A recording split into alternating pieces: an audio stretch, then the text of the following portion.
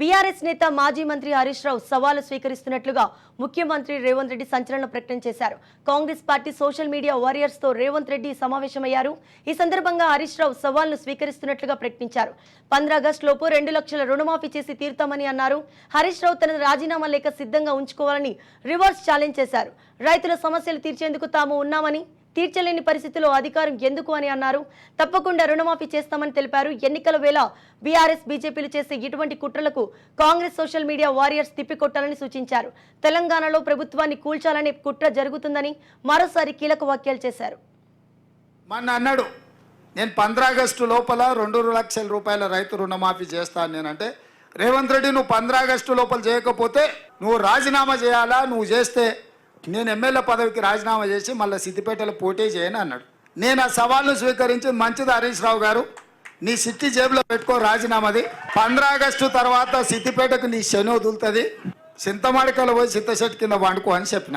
ఇవాళ ఏమంటున్నా, అమరవీరుల స్తూపం దగ్గరకు పోయి దాన్ని కూడా ఆయనకి ఎప్పుడు మోసం చేయాలనిపిస్తే ఆ మోసానికి ముసుగు అమరవీరుల స్తూపం, దాన్ని వెనకాల దాచుకొని అబద్ధాలు చెప్తాడు. ఇన్ని రోజులు ఎప్పుడైనా అమరవీరుల స్తూపం కాడిపోయిందా? ఇవాళ పోయి చెప్తున్నాడు ఈ రైతు రుణమాఫీ కాదు, ఇంకేంటి ఒక కండిషన్లు చెప్పి ఇవన్నీ చేసి ఇంత పెద్ద లేఖ రాసుకొచ్చింది. రాజీనామా లేఖ అట్లా ఉండదు. నాకు ఎవరో చూపించారు, మొత్తం సీసపత్యం రాసిండు అందులో, వాళ్ళ మామ చెప్పిందంతా. రాజీనామా లేఖ ప్రిస్క్రైబ్డ్ ఫార్మెట్లో స్పీకర్ గారు ఒక ఫార్మెట్ ఇస్తాడు. దాంట్లో ఒక్క పదము పొల్లు పోయినా ఆ కాగితమే చెల్లదు. మళ్ళీ ఈయన సీసపద్యం అంతా రాసుకోవచ్చండి. సీసపద్యం రాజీనామా పత్రం చెల్తుందా? పెద్ద తెలివి అనుకుంటుండే ఆయన. తాటి సెట్టు లెక్క పెరుగుతే కాదు నాయన, మోకాళ్ళ కాదు అరికాళ్ళకు పోయినట్టు నీ తెలివితేటలు హరీష్ రావు. ఇప్పుడు కూడా నేను చెప్తున్నా హరీష్ రావు, నీ సవాల్ను స్పష్టంగా మేము స్వీకరిస్తున్నాం. 15 ఆగస్టు లోపల 2 లక్షల రూపాయల రుణమాఫీ చేస్తా, నీ రాజీనామా రెడీగా పెట్టుకో. రైతులకు రుణమాఫీ చేయకపోతే మాకెందుకు అధికారం? ఈ రైతులకు రుణమాఫీ చేయకపోతే ఆ రైతులు ఎవరు? మా వాళ్ళే కదా, మా కుటుంబాలే కదా, మా పరివారమే కదా. వాళ్ళ కోసము అయితే 30,000 40,000 కోట్లు అవుతుంది. కానీ ఏమైతుంది? నువ్వు కాళేశ్వరం దోసుకున్న 1,00,000 కోట్ల కంటే ఎక్కువనా? హైదరాబాద్ చుట్టూతో నువ్వు ఆక్రమించుకున్న వేలాది ఎకరాల కంటే ఎక్కువనా? ఇక సరే, అంత దూరం ఎందుకులే. కానీ మీ దోపిడీ, మీలాగా దోపిడీ చేయకుండా ఒక్క సంవత్సరం నేను కడుపు కట్టుకుంటున్నానంటే ఆ 40,000 కోట్ల రూపాయలు బ్యాంకులకు ఎడవసేత్తో చెల్లిస్తాను నేను. అందుకే మీకు అందరికీ మీ ద్వారా తెలంగాణ ప్రజలకు తెలవాలి, 15 ఆగస్టు లోపల 2 లక్షల రైతుల రుణమాఫీ చేసే బాధ్యత మన ప్రభుత్వాన్ని. స్పష్టంగా ప్రజలకు చెప్పండి. మన అన్నాడు, రాష్ట్ర ముఖ్యమంత్రి రేవంత్ రెడ్డి గారు దేవుళ్ళ మీద ప్రమాణం చేస్తూ ఆయన మరొకసారి రాష్ట్ర ప్రజల్ని, రైతాంగాన్ని మోసం చేయాలనే ప్రయత్నం చేస్తూ ఉన్నారు. ఎందుకంటే ఎన్నికల ముందు డిసెంబర్ 9వ తేదీనే 2 లక్షల రుణమాఫీ చేస్తామని, 6 గ్యారంటీలు అమలు చేస్తామని బాండ్ పేపర్ల మీద రాసిచ్చి ఈరోజు రాష్ట్ర ప్రజల్ని కాంగ్రెస్ పార్టీ మోసం చేసింది. మోసం చేసింది చాలక మరొకసారి పార్లమెంట్ ఎన్నికల్లో కూడా ప్రజల్ని మోసం చేయాలని ప్రయత్నం చేస్తూ ఉంది. ఎందుకంటే ఈరోజు రాష్ట్రంలో ప్రజలు కాంగ్రెస్ పార్టీ మీద, ఆ ప్రభుత్వం మీద నమ్మకాన్ని కోల్పోయారు. 100 రోజుల్లో 6 గ్యారంటీలు అమలు చేస్తామని బాండ్ పేపర్ల మీద రాసిచ్చి ప్రజలకు ఇచ్చిన మాట తప్పింది కాంగ్రెస్ పార్టీ. ఒక్క విషయంలో కాదు, డిసెంబర్ 9వ తేదీనే 2 లక్షల రుణమాఫీ చేస్తామని, తొలి సంతకం 6 గ్యారంటీల మీద చేస్తామని, అసెంబ్లీలో చట్టబద్ధత తెస్తామని, 100 రోజుల్లో అమలు చేసి తీరుతామని, చివరికి సోనియా గాంధీ గారి చేత కూడా రాష్ట్ర ప్రజలకు లేఖ రాయించారు. కానీ ఈరోజు మాట తప్పినటువంటి కాంగ్రెస్ ప్రభుత్వం మళ్ళీ పార్లమెంట్ ఎన్నికల్లో ప్రజల్ని మోసం చేయడానికి ఇంకేమీ లేక ఈరోజు దేవుణ్ణి కూడా వాడుకుంటున్నటువంటి పరిస్థితి ఉన్నది.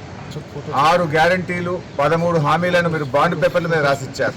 వాటన్నింటినీ ఆగస్టు 15వ తేదీలోగా మీరు అమలు చేసినట్టయితే నేను నా శాసన సభ్యత్వానికి రాజీనామా చేసి తిరిగి ఉప ఎన్నికల్లో పోటీ కూడా చేయను అని చెప్పి ముఖ్యమంత్రి గారికి సవాల్ వేశారు. ముఖ్యమంత్రి గారు కూడా గన్ పార్క్కి వచ్చి మేధావుల సమక్షంలో తన రాజీనామా పత్రాన్ని కూడా మేధావులకు అందించాలని చెప్పి నేను డిమాండ్ చేశాను. ఆయనే ముందు నన్ను అడిగాడు, హరీష్ నీ రాజీనామా పత్రం జేబులో పెట్టుకోమని. నేను నా రాజీనామా పత్రం తీసుకొని ఈరోజు గన్ పార్క్ దగ్గరికి బయలుదేరుతా ఉన్నాను. మీరు రండి, మీ రాజీనామా పత్రం పెట్టండి, నా రాజీనామా పత్రం మేధావుల చేతిలో పెడదాం. ఒకవేళ మీరు అమలు చేసినట్టయితే నా రాజీనామా పత్రాన్ని స్పీకర్ గారికి పంపిస్తాను, మీరు అమలు చేయలేకపోతే మీ రాజీనామా పత్రాన్ని గవర్నర్ గారికి పంపించండి. అప్పుడు ప్రజలకు నమ్మకం కలుగుతుంది. లేదంటే నువ్వు మళ్ళొక్కసారి రాష్ట్ర ప్రజల్ని మోసం చేస్తున్నావని, పార్లమెంట్ ఎన్నికల కోసం దేవుడి మీద ప్రమాణాలు చేస్తున్నావని చెప్పి ప్రజలు స్పష్టమవుతుంది. ఎందుకంటే మీకు అలవాటు, గతంలో కూడా కొడంగల్లో ఓడితే రాజకీయ సన్యాసం తీసుకుంటామని మాట తెప్పిన చరిత్ర మీకున్నది. అసెంబ్లీ ఎన్నికల్లో ప్రజలకు ఇచ్చిన మాట నిలబెట్టుకోని చరిత్ర మీకున్నది. ఇది మరొకసారి రాష్ట్ర ప్రజలు మోసపోవద్దన్నదే నా ఉద్దేశం. ఎందుకంటే నా పదవి కంటే నిజంగా నువ్వు చేయాలని నేను కోరుకుంటున్నా, అమలు జరగాలనే నేను కోరుకుంటున్నా, ప్రజలకు మేలు జరగాలనే నేను కోరుకుంటున్నా. 5 ఏళ్ల నా ఎమ్మెల్యే పదవి కంటే ఈ రాష్ట్రంలోని కోట్ల మంది ప్రజలకు రుణమాఫీ జరగడం, అక్కా చెల్లెళ్లకు 2,500 రూపాయలు మహాలక్ష్మి కింద అందడం, 42 లక్షల మంది ఆసరా పెన్షన్దారులకు డిసెంబర్లోనే 4,000 రూపాయల పెన్షన్ ఇస్తాను నువ్వు చెప్పావు. ఆ 4,000 రూపాయల పెన్షన్ అందితే అంతకంటే నాకు సంతోషం ఉండదు. ఎమ్మెల్యే పదవి కంటే కూడా రాష్ట్ర ప్రజలకు మేలు జరగడంలోనే నాకు ఆనందం ఉంది, నాకు సంతోషం ఉంది. ఇలా ప్రతిపక్షంగా మా బాధ్యతనే మిమ్మల్ని అడగడం, కానీ ఇలా మీరేందంటే ప్రతీకార చర్యలకు పాల్పడతా ఉన్నారు. ప్రశ్నిస్తే ప్రతీకార చర్యలకు దిగుతూ ఉన్నారు, అక్రమ కేసులు పెడతా ఉన్నారు, ప్రతిపక్షం అనేది లేకుండా చేయాలని చూస్తూ ఉన్నారు. ఇలా రాష్ట్ర ప్రజలు మిమ్మల్ని అమలు చేయమని అధికార బాధ్యత మీకు ఇచ్చారు. మీరు అమలు చేయకపోతే ప్రశ్నించమని ప్రతిపక్ష బాధ్యత మాకిచ్చారు. ఇవాళ ప్రధాన ప్రతిపక్షంగా మీరు ఇచ్చిన మాట అమలు చేయాలని మిమ్మల్ని ప్రశ్నించడమే మా బాధ్యత. మేము ఒకవేళ ప్రశ్నించకపోతే రాష్ట్ర ప్రజలు మాకిచ్చిన బాధ్యతను మేము నిర్వర్తించని వాళ్ళం అవుతాం, మేము ఫెయిల్ అయిన వాళ్ళం అవుతాం. అందుకే ఇవాళ రాష్ట్ర ప్రజల కోసం, రాష్ట్రంలో మరి బడుగు బలహీన వర్గాల కోసం, పేదల కోసం, మహిళల కోసం, రైతుల కోసం నేను రాజీనామాకు సిద్ధపడ్డా. కనీసం ఈ ప్రయత్నం ద్వారానైనా ముఖ్యమంత్రి గారు ఇవన్నీ అమలు చేస్తారని ఆశిస్తున్నా, ప్రజలకు మేలు జరుగుతుందని ఆశిస్తున్నా. మరి నేను ఈరోజు ముఖ్యమంత్రి గారిని కూడా గన్ పార్క్ దగ్గరికి వచ్చి తన నిజాయితీ రుజువు చేసుకోవాలని